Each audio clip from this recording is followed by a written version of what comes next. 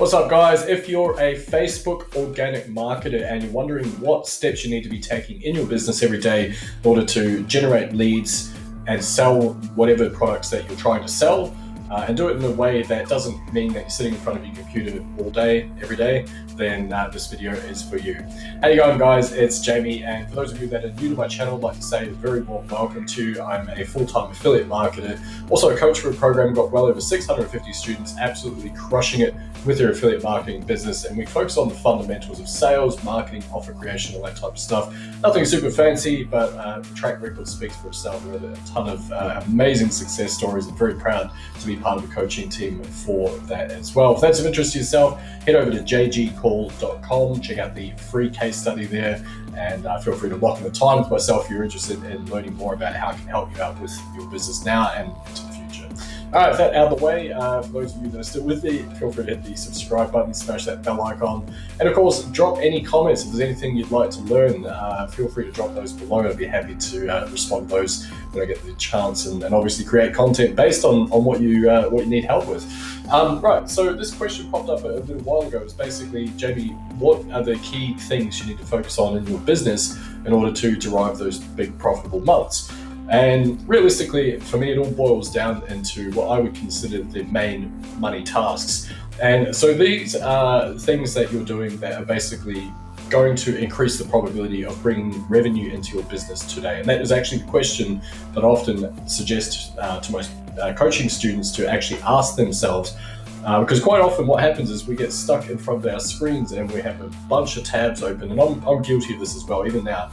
But we'll have a bunch of tabs open. We will be off watching cat videos on Facebook 1 minute. We'll be looking at goat videos on YouTube the next minute, or whatever animal is your favorite, who knows, right? Anyway, the point being is that you're distracting yourself and you're procrastinating. And so instead of you actually sitting down and doing the work that you know you should be doing, you're usually not really doing anything productive. And even though it feels like you're busy, you're not really pushing yourself towards profitability in your business. And so hence why I think that question is pretty important to ask yourself. Is what I'm doing right now going to increase the probability of bringing revenue into my business today? Without cash flow in your business, you don't have a business, right? So this is what I refer to as the money task. So number one is, especially on Facebook, if you are an organic marketer, as I say, building your audience. You know, it's not super complex to start with. If you don't have a Facebook group, what I would suggest you do is perhaps consider setting one up. And if you're interested, I'll leave a link up here somewhere regarding Facebook groups and how to start to develop those and why they're important as part of your business. But if you're not doing that, you're just adding friends. Great thing is you can have up to 5,000 friends on your newsfeed, which is kind of cool. So all it means is that you start adding friends, and these could be targeted friends. They obviously express some sort of interest in whatever it is that you are looking to promote and the niche that you are trying to promote it in as well.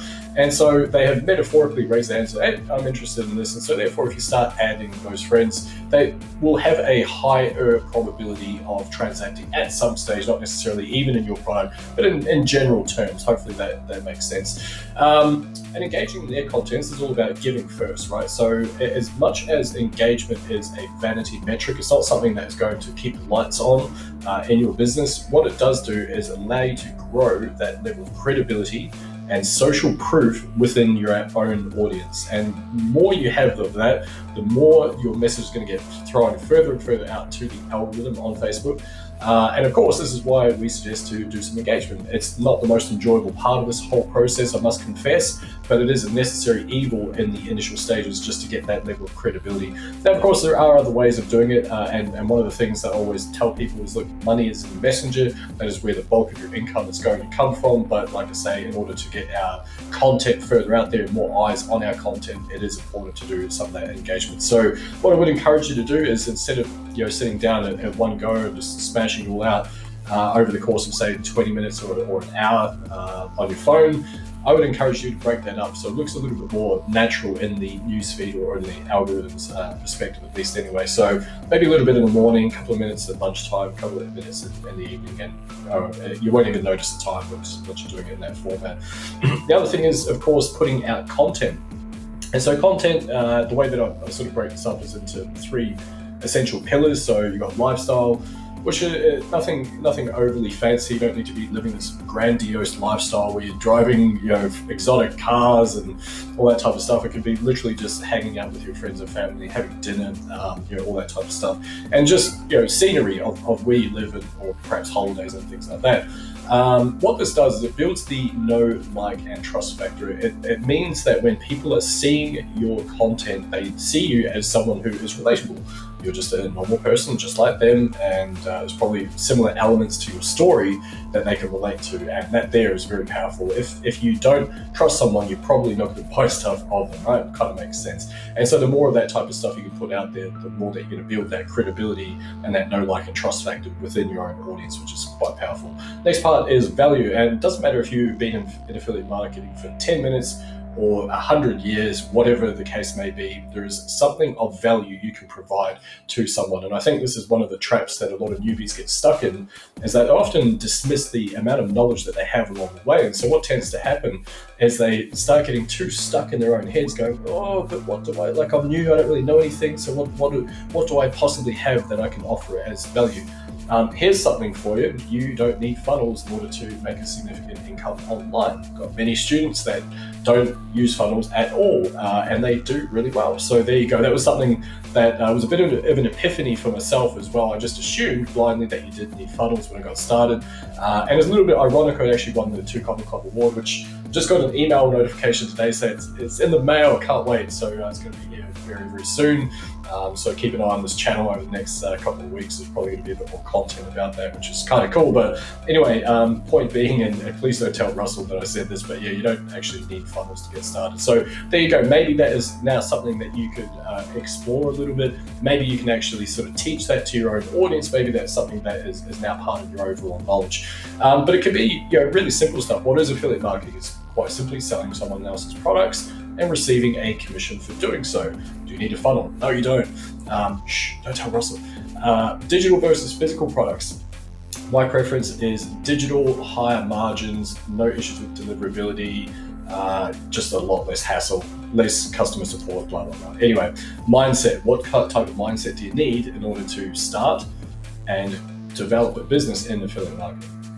All these different types of things, right? So therefore you start to, and when you start going through this process and you start writing out these types of questions to yourself, what tends to happen is your brain expands a little bit and you start thinking of these other sub-branches of other information that spits off the side of it, which is really powerful. It means, for example, item number 4, mindset, it's just a plethora of information there, and there's so many different parts of mindset. It's a never-ending beast, and anyone that's been doing this for longer than 5 minutes will understand how important it is to have a powerful, strong mindset when you are going into this. But of course, when you just start writing down mindset and you think of all the issues that you've experienced and things that you've seen around the interwebs in terms of other people who have experienced as well, then that broadens out, and so all of a sudden you've got a whole bunch more content that you can speak of regarding that in itself.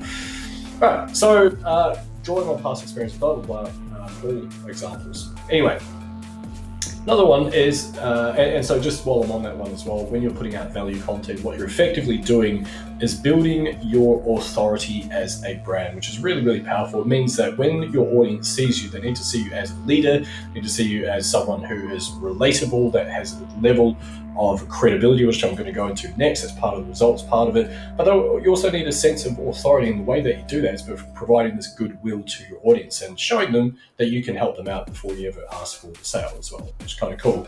As Frank Kern says, it's the oldest trick in the book, helping them before you actually, helping them by proving that you can help them type thing. Anyway, so results, this is where credibility comes in. And what I mean by this is, if you just go out there and you're like, hey, listen, I got this thing, it's freaking awesome, you should buy it, here's my link, let's go. All right, good time. So what tends to happen though is there's no level of credibility within you as a brand, within you as a person. So therefore people are going to have their emotional guards up and they're going to go, what? No, what? Why should I ever even bother listening to you? And again, this comes back to the know, like, and trust factor with the lifestyle stuff as well. But results don't have to be don't have to be even tangible things. This is the kind of thing I think a lot of people get stuck. Oh, but I'm new, I don't have any sales. And I get that. I understand that feeling, but also know that it's just your mind playing tricks on you, because you do have a bunch of stuff that you can help people with. You do have your results, and I'll go through a couple of examples here with you guys as well. So other people's results. Now, caveat, not saying that you should go and plagiarize and say, oh, look at me, I just had a $20,000 day in 1 hour doing stuff. Don't do that. There's no need. What I mean by that, other people's results, is quite simply, I'm so happy to be part of this community. Look at the incredible results that are coming out of it, blah, blah, blah. One of the fellow students had a $10,000 week, or 100K month, or whatever the case may be.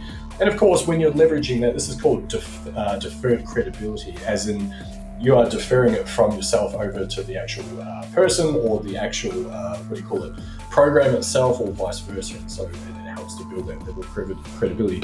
Intangible stuff. So if you're on Facebook, it's things like engagement. It is getting inbound leads. So stoked. Managed to get 10 inbound leads off one tiny little post. Interested in learning how. Bang, so much credibility in that. And it could be your own leads, your own sales, of course. Once you get some sales on the board. Sales can be leveraged in 3 different ways as well, depending on the level of compliance that an affiliate offer has. Some of them do not allow you to show screenshots of the dashboard, but for those of the networks and programs that do allow that, you can actually leverage that and show that as a result. You can show the email confirmations. You can also show when they pay out the affiliate commissions. And so therefore you've actually got 3 levels of credibility just from the one sale, which is kind of cool. And it's not that you're implying like, oh, look at me, I just made a sale and now I've just got paid out that sale, which is a whole new sale. It doesn't work like that. You don't need to go down that pathway. But what I am saying is that whole having that level of credibility and showing it in different ways to your audience is pretty cool. It can also be unrelated results. This is the other thing. Unrelated results. So, top 3 things I learned from blowing up my business to well and truly beyond 6 figures in X number of days, weeks, months, years, whatever it was, right? It could be things like best marketing lesson I learned from driving my car for 1 hour. That was a random one. Best example I found of marketing in wine. There you go. I love wine, so maybe there's some sort of marketing angle I can find there, right? And so therefore these things are sort of like unrelated, but there is still an element of credibility within that. Right. So another thing is, I try to treat my business like a normal business, and even though I don't like the concept of having to, a weekend, blah blah, and weekdays of working and 9 to 5 and all that type of stuff, that was the whole reason why I got out of the workforce in the first place, right? But there is still part of me that does enjoy the sense of relaxation that does come with having a weekend of sorts. It's usually because not a lot of my friends are not self-employed, it means that is the natural time where they're going to have time off, and so therefore I try to treat a weekend like it is somewhat more relaxing than my weekdays. I don't take calls during the weekend as a general rule, so I don't do sales calls, I don't do coaching calls, where I do those throughout the week as well. And so there's a lot less pressure, and the reason where I'm going with all this is when you are relaxed, a lot of the time, this is where you have really good creative energy. And so therefore you can make life easier during the week by doing things like batching your content. So you're actually saving and / buying yourself time by doing this. So some examples could be, I don't know why I put that as number 1, but anyway, you could have it as things like, for example, Monday might be a lifestyle, and it could be, for example, a weekend recap. So on Sunday or Saturday, whatever time you've got a bit of space, and you sit down for half an hour, and you just go, okay, cool. Well, Monday's going to be a lifestyle recap.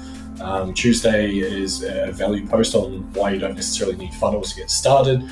Wednesday, I'm going to start sharing a couple of results from, say, SAA. So grateful to be part of this community. Look at the amazing sales that are coming in. Everyone seems to be crushing it at the moment. which is really cool. Drop a comment if you'd like to learn more. Maybe Thursday is another lifestyle. In the meantime, hopefully you've done something with your life over the weekend, which is the polar opposite to me at the moment because I'm in lockdown. But you might take a photo of something nice. You might take a photo of yourself, or a lake, or a park, or a road, or whatever it is. And therefore, you've now got fodder for things like your stories. Okay, so now you've got that type of stuff there as well. And you can start to think, okay, well, Tuesday, because you know that they expire after 24 hours. So you go, okay, cool, I've got these 4 different images, and I'll probably think of something that through the week, or maybe I'll find a meme, or maybe I'll do a call to action on this thing. And so therefore, you've now got that twofold, which is kind of cool. And of course, the last thing is making offers. This is something that I feel like people, generally speaking, kind of, what's the most diplomatic way I can put this? This is not the strongest suit. There you go. That's far out there. What a politician's answer that was. Very diplomatic. So what I mean by this is, I think for the most part, organic marketers, we're okay at engagement. We're okay at creating content for the most part. Of course, there's outliers, to every exception to every rule. But when it comes to actually making offers to the audience, I think people usually allow themselves to, I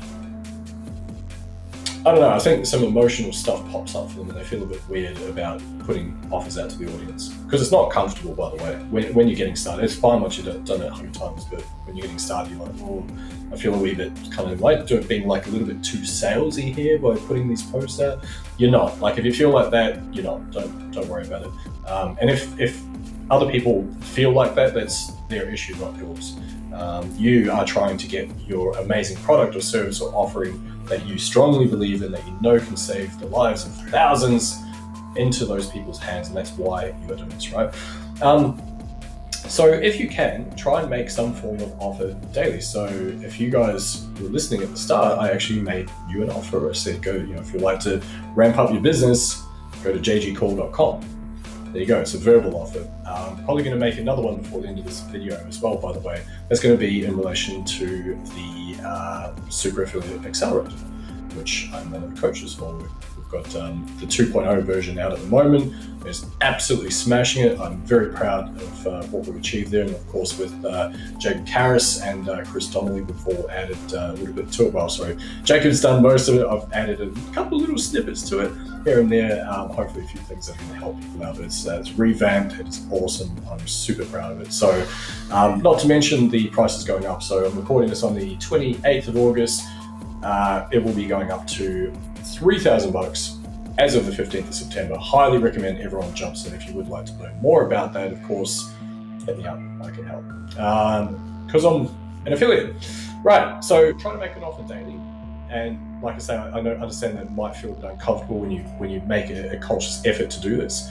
But this is where the money's going to come from. This is where you are giving your audience the opportunity to be part of your opportunity. So you're giving them the opportunity and inviting them to be part of your opportunity. Right. And you can just do a PS as well. You write a big post out and you're giving a bit of value, and you're writing about why you don't necessarily need an autoresponder to make a lot of money as an affiliate. And at the bottom of that, you say, PS, if you'd like to learn more about what we're up to and why this is the case and how I can help you, and if you're tired of struggling and you'd like to start hitting 1K days online, drop a comment below. I'll reach out and see if it's a good fit. That's another way of creating an offer. So, to recap, this is kind of swerved off topic ever so slightly, but anyway, I'm circling back around. We're here now, circling back around. Right, so money tasks.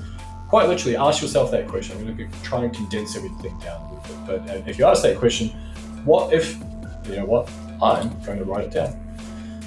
Good thinking, Jamie.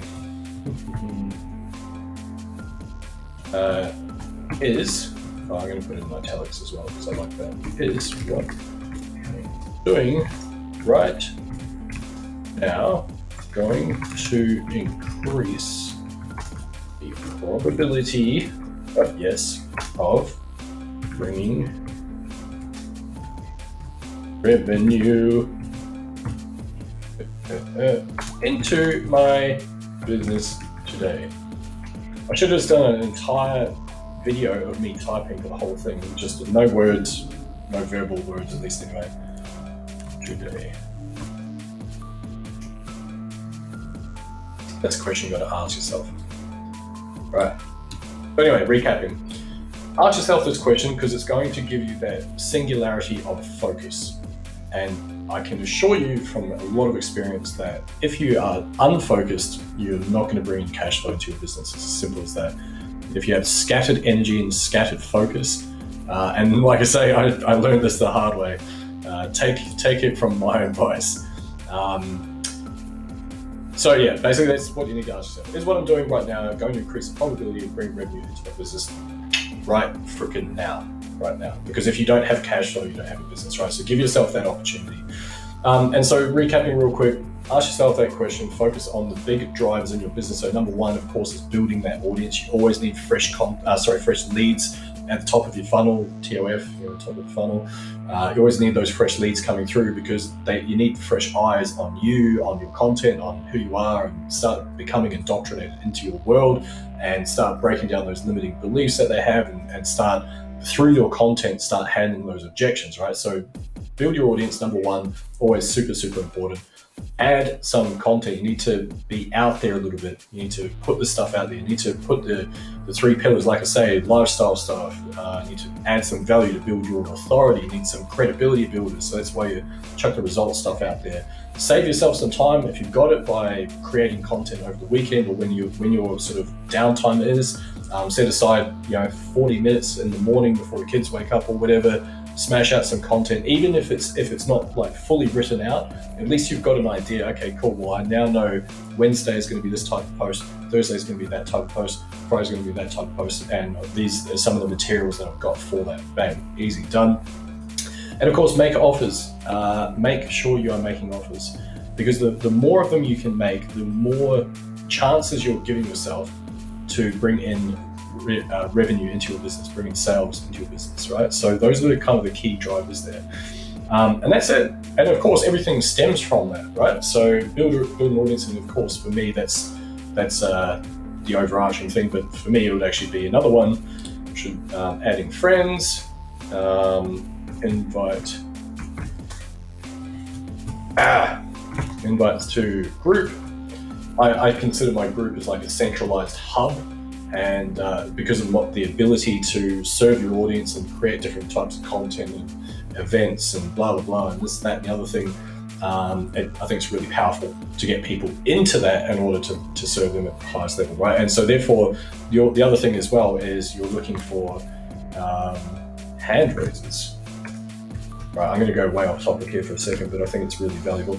So you're looking for the metaphorical hand raisers. This is why I love having a group, right? So instead of me having to sell to everyone, which I'm going to give it a stab anyway, and it's just because I'm in sales, but instead of me having to feel that need to sell to everyone, when you're looking for the hand raisers, people are, I would like some more information on that thing, please. It's a lot easier to sell to those people because, of course, you're not trying to push string uphill by selling to people that don't have a need or a want, right? So they're massively important. Only sell to those that have a need. There you go. So that's what I would do as part of building the audience.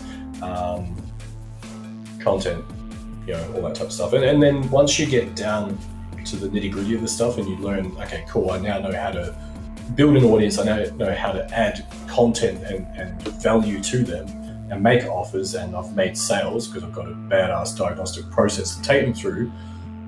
That's when you're adding these other layers to your business, like I'm going to start smashing out a nice funnel now. I'm going to put an autoresponder sequence on the back end of that. I'm going to get real fancy, get some SMS stuff happening over here, and maybe a chatbot over here, and then I've got this other thing, and I'm going to set up a blog, and I'm going to go onto 500 other platforms. But because you have this grounding in a very simple, very structured way, it's just a lot easier to add those layers as you go through, right? So anyway, this has been it's been a good time. I've had a great time, actually, to be honest. It's been fun. Anyway, guys, you're amazing. Thank you very much for joining me. Massively appreciate it. Drop any comments below if there's anything you'd like to learn specifically. Otherwise, like I say, this is the big question right here. is what I'm doing right now going to increase the probability of bringing revenue into my business? And if you can focus on the revenue drivers, the money tasks, good things are going to happen. Keep it simple for yourself, right? I'm Jamie. Appreciate you guys tuning in. Catch you in the next one.